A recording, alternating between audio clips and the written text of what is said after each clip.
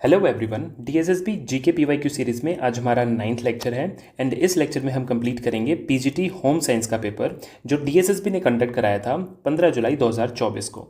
First question है, the Banganga festival is celebrated every year to pay musical tribute to lord Ram in which of the following states of India. Bharat के निम्न में से किस राज्य में भगवान राम को संगीतमय श्रद्धांजलि देने के लिए हर साल बाणगंगा उत्सव मनाया जाता है?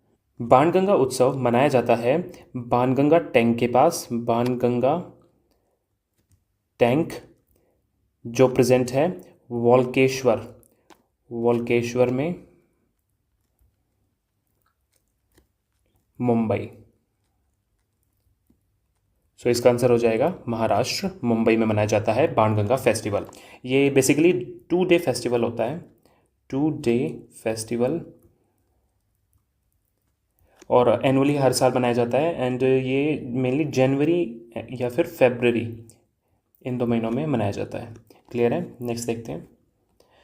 निम्न में से कौन 1947 में भारतीय संविधान की प्रारूप समिति का सदस्य नहीं था? सो हमें ये बताना है कि कौन कॉन्स्टिट्यूशन की ड्राफ्टिंग कमेटी का सदस्य नहीं था।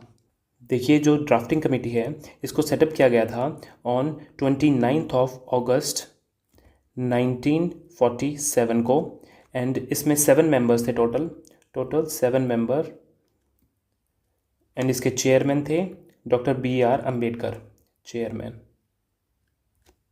इसके बाकी सदस्य थे N Gopalaswami Ayyangar, Alladi Krishnaswamy Ayyar, KM Munshi, Mohammad Saadulla, BL Mitter and DP Khaitan. अब ऑप्शन में देखें कि कौन नहीं था, तो ऑप्शन ए बेनेगल नरसिंह राव यानी कि BN राव उसमें प्रेजेंट नहीं थे ड्राफ्टिंग कमेटी में। नेक्स्ट देखते हैं। According to census 2011 identify the most populated district of India. जनगणना 2011 के अनुसार भारत के सबसे अधिक जनसंख्या वाले जिले की पहचान करें। सेंसस 2011 के अनुसार सबसे अधिक जनसंख्या वाला डिस्ट्रिक्ट है थाने, जो कि प्रेजेंट है महाराष्ट्र में। सो हमारा ऑप्शन ए थाने करेक्ट हो जाएगा। अगर एग्जाम में ये पूछ लेता है कि least populated district, least populated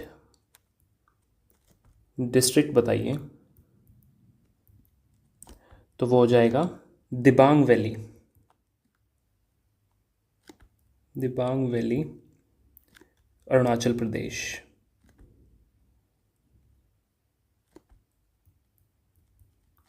clear है? नेक्स्ट देखते हैं।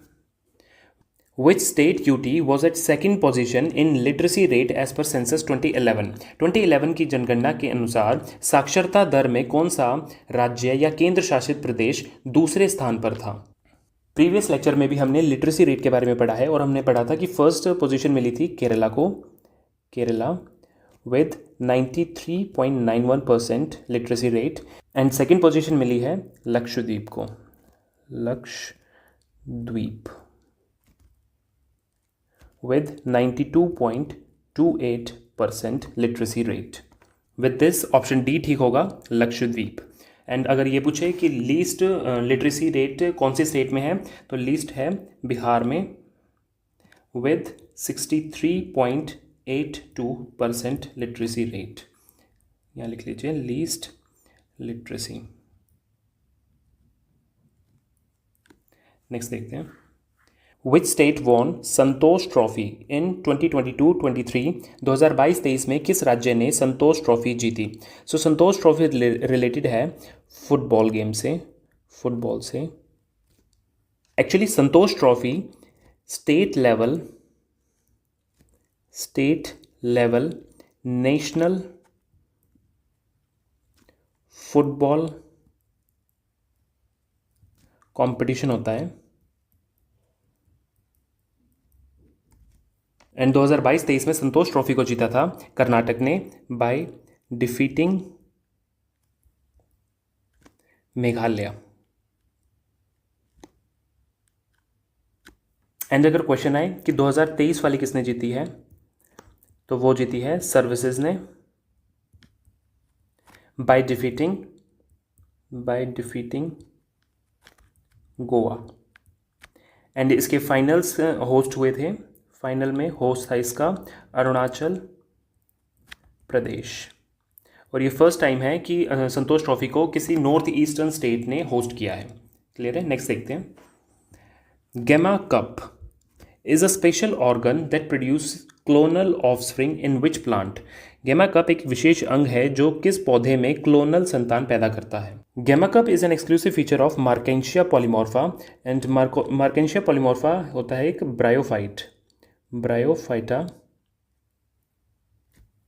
एंड ब्रायोफाइटा उन प्लांट्स को बोलते हैं जिनके पास एब्सेंट होता है क्या? वस्कुलर टिश्यू एब्सेंट होंगे, उनके अंदर एब्सेंट होंगे true roots, stem and leaves, ये इनके अंदर एब्सेंट होते हैं। गैमा कप होता क्या है, इसको मार्केंशिया के इस डायग्राम से समझते हैं। देखिए, मार्केंशिया प्लांट दो तरह से रिप्रोड्यूस कर सकता है। रिप्रोडक्शन इसमें दो तरीके से होता है।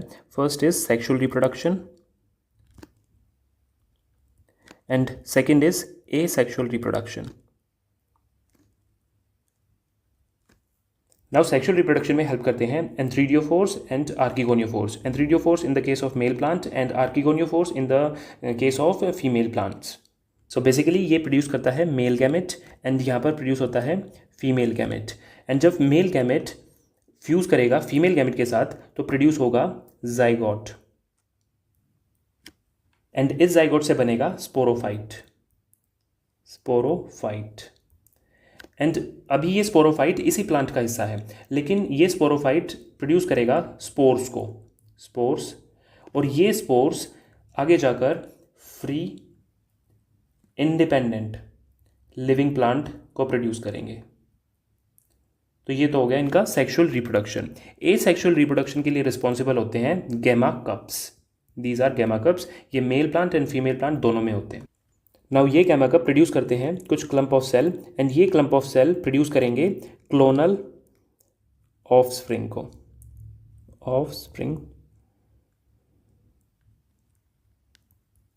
जो बिल्कुल आइडेंटिकल होंगे with its parent.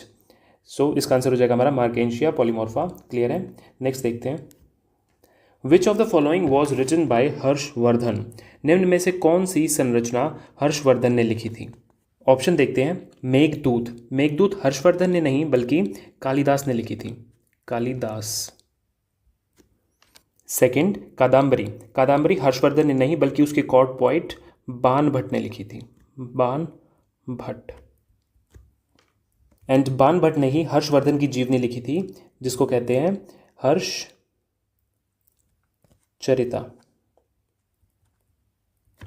Next, रघुवंशा। Again ये भी कालिदास ने ही लिखी थी।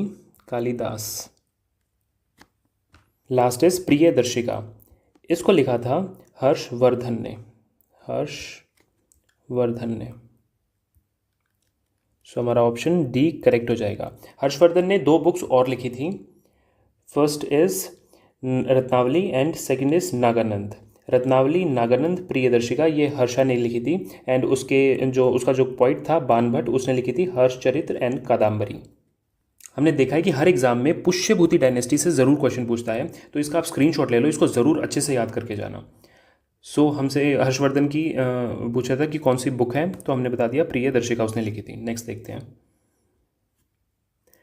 What contributes to income inequalities between formal and informal workers? औपचारिक और अनौपचारिक श्रमिकों के बीच आय असमानताओं में क्या योगदान देता है? इक्वल डिस्ट्रीब्यूशन ऑफ वेल्थ, ये कंप्लीटली अनरिलेटेड है।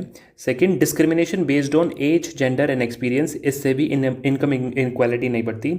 जॉब सिक्योरिटी, ये फॉर्मल इनफॉर्मल में होती ज़रूर है लेकिन ये रिस्पॉन्सिबल नहीं है फॉर इनकम इनक्वालिटीज़, तो ये भी हमारा ऑप्शन नहीं होगा। D is guaranteed benefits for all workers, ये हमारा इनकम इनक्वालिटी के लिए रिस्पॉन्सिबल है between formal and informal workers. Option D correct हो जाएगा। नेक्स्ट देखते हैं। In general the urban poor, सामान्य तौर पर शहरी गरीब, तो इसमें से हमें ऑप्शन बताने हैं। Option A, migrate in search of alternative employment, ये ठीक हो सकता है। नेक्स्ट देखते हैं। आर वेल एजुकेटेड, नॉट, मतलब ये जनरलाइज रूल नहीं है कि वो वेल एजुकेटेड हों। See, migrate from the different urban areas, इसे जनरलाइज नहीं कर सकते, ये कुछ स्पेसिफिक कंडीशंस में ही होता है, स्पेसिफिक कंडीशंस में ही। फॉर एग्जाम्पल कोरोना के टाइम पर एक माइग्रेशन हुआ था from different urban areas. Option D are financially sound, ये भी रॉन्ग है क्योंकि urban poor are not financially sound. So इससे हमारा आंसर हो जाएगा option A, migrate in search of alternative employment. Next देखते हैं, which of the following statement is are correct, निम्न में से कौन से कथन सही हैं। Statement 1, a producer can increase the profit by maximising the production of output for a given level of cost of production. यानी कि लागत हमारी फिक्स है, कॉस्ट ऑफ प्रोडक्शन यानी कि लागत लिमिटेड है, इस पर लिमिट है।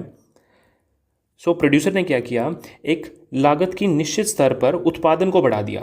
सो पहले जितनी लागत लग रही थी उसी लागत में जितना पहले प्रोडक्शन था उससे ज़्यादा प्रोडक्शन कर रहा है, तो उसका प्रॉफिट इंक्रीज हो जाएगा, प्रॉफिट इंक्रीज। सो स्टेटमेंट 1 हमारी करेक्ट हो जाएगी। स्टेटमेंट 2 देखते हैं, a producer can increase their profit by minimising the cost of production at a given level of output. एक निर्माता उत्पादन के लिए निश्चित स्तर, उत्पादन का निश्चित स्तर है पर उत्पादन की लागत को कम करके अपना लाभ बढ़ा सकता है। now देखिए कि उत्पादन पहले जितना ही हो रहा है लेकिन उस पर जो कॉस्ट आ रही है वो कम हो गई है, सो प्रॉफिट हमारा बढ़ जाएगा। पहले से कम पैसों में वो उतना ही उत्पादन कर पा रहा है तो प्रॉफिट उसका बढ़ गया ना। तो हमारा ऑप्शन हो जाएगा option D, both statement 1 and 2, ये दोनों हमारी करेक्ट है। नेक्स्ट देखते हैं, the east India association was founded by दादा भाई नारोजी इन डैश। हमें बताना है कि दादा भाई नारोजी ने किस स्थान पर ईस्ट इंडिया एसोसिएशन की स्थापना की थी। सो दादा भाई नारोजी ने 1866 में लंदन में जाकर दादा भाई नारोजी ने 1866 में ईस्ट इंडिया एसोसिएशन की स्थापना की थी लंदन में। एंड क्यों की थी, to influence British public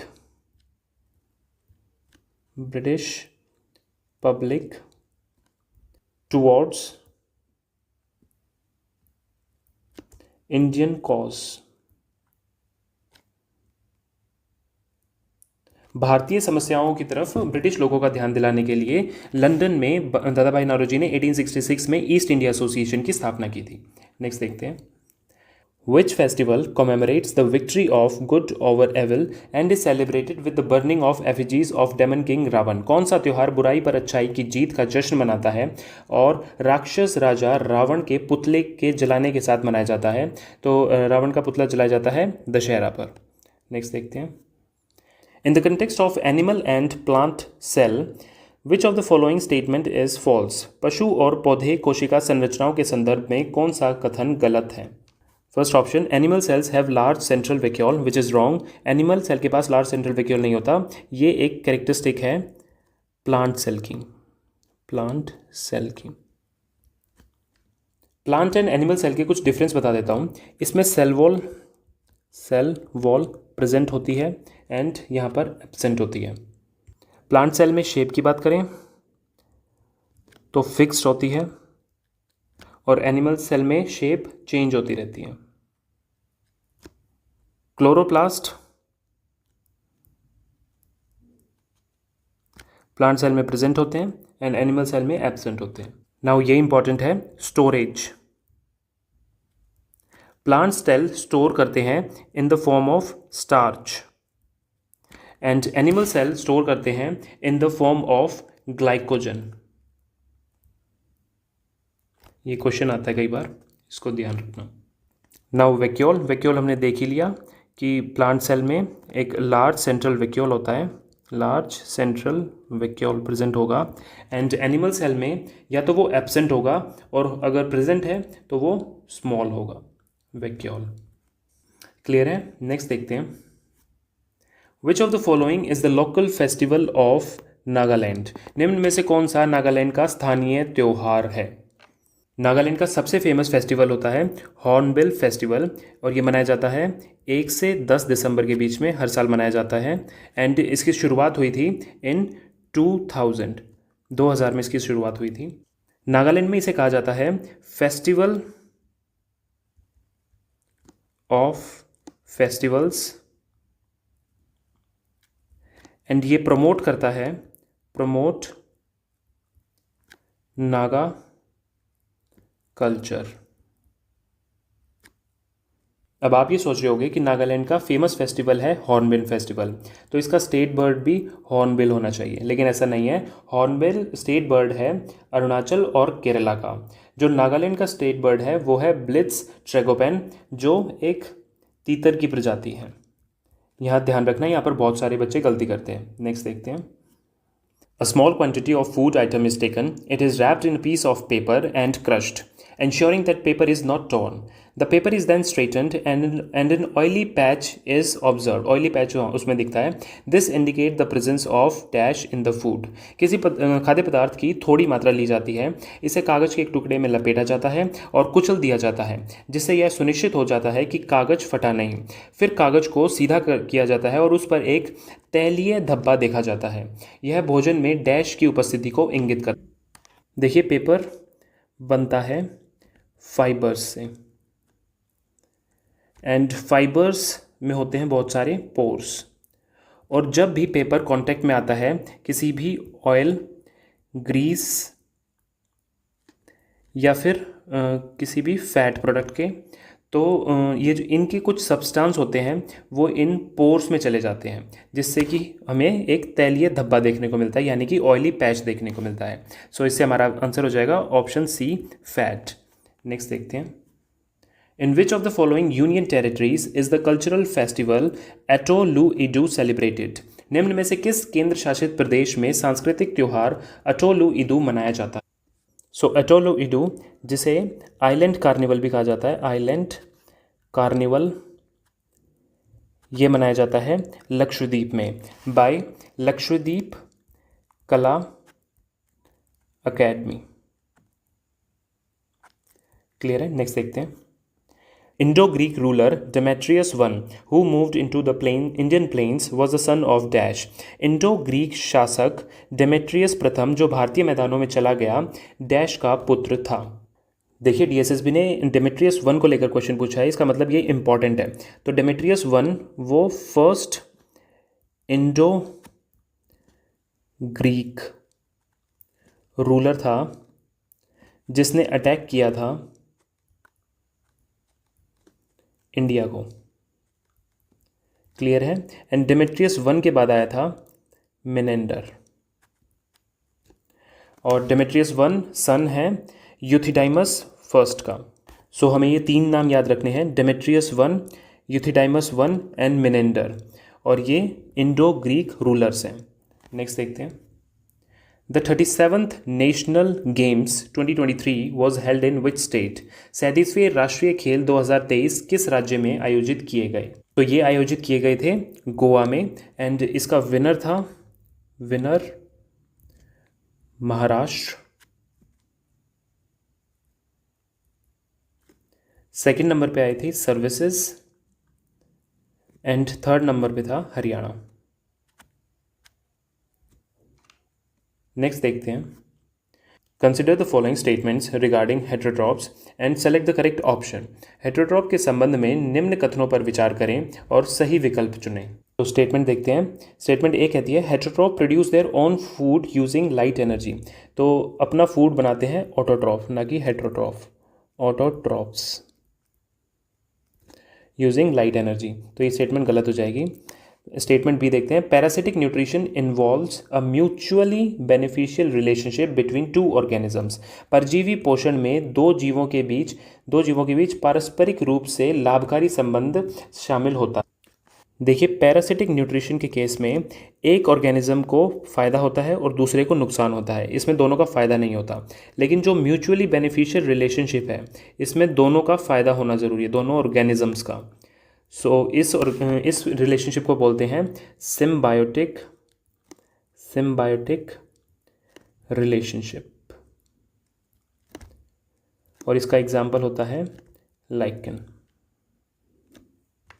lichen एक सिम्बायोटिक रिलेशनशिप है बिटवीन एल्गी एंड फंजाई। इसमें फंजाई वाटर एब्जॉर्ब करता है, वाटर एब्जॉर्प्शन, और एल्गी करता है प्रिपेयर फूड। सो इससे हमारी स्टेटमेंट सेकंड भी रॉन्ग हो जाती है।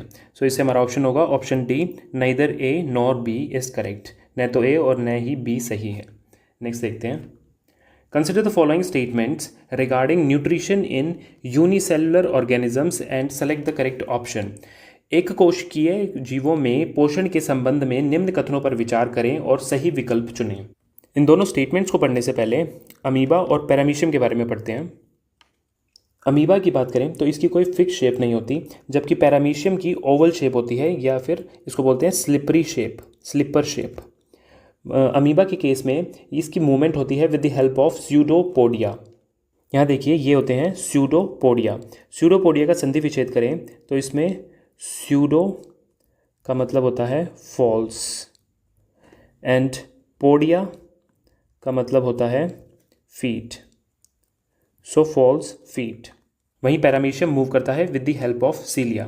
अमीबा प्रेजेंट होता है फ्रेश वाटर और सॉल्ट वाटर दोनों में। पैरामीशियम प्रेजेंट होता है मेनली फ्रेश वाटर में। अमीबा रिप्रोड्यूस करता है थ्रू बाइनरी फिजन यानी कि एसेक्सुअल रिप्रोडक्शन, एंड पैरामीशियम भी रिप्रोड्यूस करता है थ्रू बाइनरी फिजन यानी कि एसेक्सुअल रिप्रोडक्शन। अमीबा फीड करता है थ्रू फैगोसाइटोसिस, यानी कि अमीबा एक कंप्लीट फूड मटेरियल को एंगल्फ कर लेता है एंड उसको बना देता है फूड वैक्यूल, एंड इसी फीडिंग हैबिट को बोलते हैं फैगोसाइटोसिस। वहीं पैरामीशियम के केस में फीडिंग होती है by drawing food laden water into their cytosome. इसमें होता क्या है कि पैरामीशियम सीलिया की हेल्प से जो वाटर में फूड पार्टिकल्स हैं उनको अपने माउथ की तरफ पुश करना स्टार्ट करता है एंड फिर उन्हें एंगल्फ कर लेता है और बना लेता है फूड वैक्यूल्स। अब चलते हैं हमारी स्टेटमेंट्स की तरफ। Statement A, amoeba engulfs food by extending temporary finger-like projections from its cell's surface which surround and engage the food particle forming a food vacuole। यानी कि अमीबा अपनी कोशिका की सतह से अस्थायी उंगली, ये जो अस्थायी उंगली है यानी कि टेम्पररी फिंगर लाइक प्रोजेक्शंस जैसे प्रक्षेपणों को फैलाकर भोजन को निगलता है, जो भोजन के कण को घेरता है और भोजन रिक्तिका का निर्माण करता है। अब देखते हैं अमीबा को। अमीबा में देखिए जो ये हमारे स्यूडोपोडिया हैं, ये कोई इनके पास अगर मान लीजिए यहाँ पर कोई फूड पार्टिकल है तो ये स्यूडोपोडिया क्या करेगा कि ये ऐसे ऐसे हो जाएगा इसमें और इसको एंगल्फ कर लेगा और बना लेगा फूड वैक्यूल। सो इससे हमारी स्टेटमेंट होगी फर्स्ट करेक्ट। सेकेंड स्टेटमेंट देखते हैं। In paramecium the cell maintain a definite shape and food is taken in at a specific location. इसकी एक डेफिनेट शेप होती है और एक स्पेसिफिक लोकेशन से ही फूड को एंगल्फ किया जाता है। अनलाइक अमीबा, अमीबा में क्या होता है जहाँ पर भी फूड दिखा वहाँ पर जो सबसे पास में उसका स्यूडोपोडिया है वो उसको एंगल्फ कर लेगा। तो इसमें एक स्पेसिफिक लोकेशन नहीं है, बल्कि जबकि पैरामीशियम में एक स्पेसिफिक लोकेशन है और ये करता है विद द हेल्प ऑफ सीलिया। और हमने पढ़ा था कि पैरामीशियम में सीलिया भी प्रेजेंट होता है और अमीबा में प्रेजेंट होता है स्यूडोपोडिया। तो पैरामीशियम में हमारी ये सीलिया हैं, इनकी हेल्प से फूड को एंगल्फ कर लिया जाता है। क्लियर है? सो हमारी ये स्टेटमेंट भी करेक्ट हो जाएगी। इससे हमारी statement option D both A and B are correct, ये करेक्ट हो जाएगा। विद दिस लेक्चर 9 कंप्लीट होता है। See you in the next lecture. Thank you.